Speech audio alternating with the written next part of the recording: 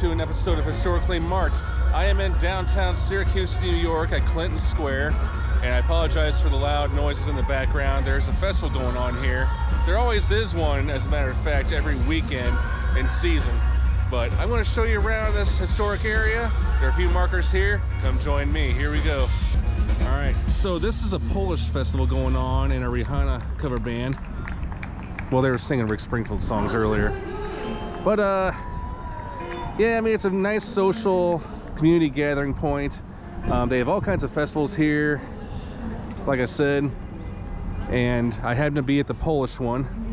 But here's a little history about Clinton Square that is detailed here. That is the Sailors and Soldiers Monument. We'll get there in a second. This park was named in honor of New York Governor DeWitt Clinton, leader in development of the Erie Canal.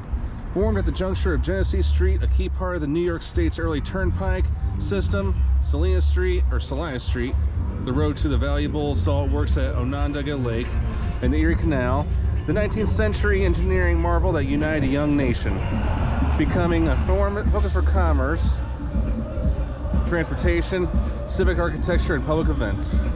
In 1910, it was formalized as an honorized public space with a dedication of Syracuse's Soldiers and Sailors Monument, a memorial to its Civil War veterans. 1924 evolved to new transportation patterns with a conversion of the Erie Canal into Erie Boulevard.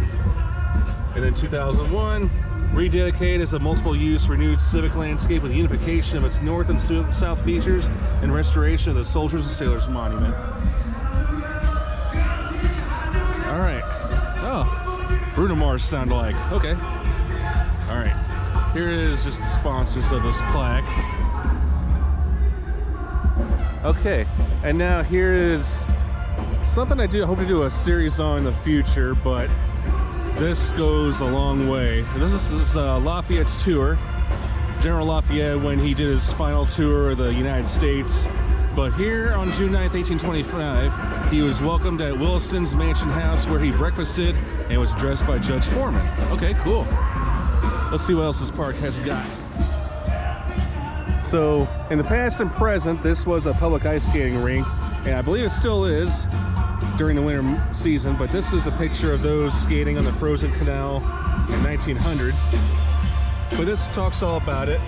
Clinton Square has been the center of Syracuse civic and cultural events since the first canal sections opened in the 1820s. So, it also exposed canal walls that are visible in front of you.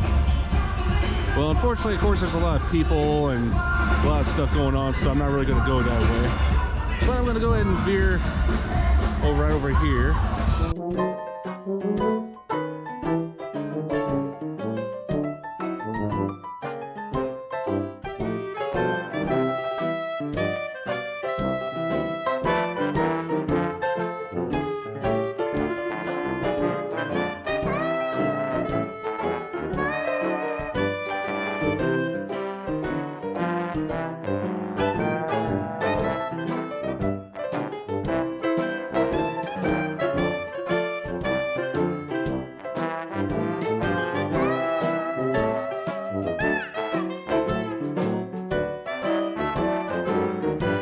Thanks so much for tuning into this episode of Historically Marked.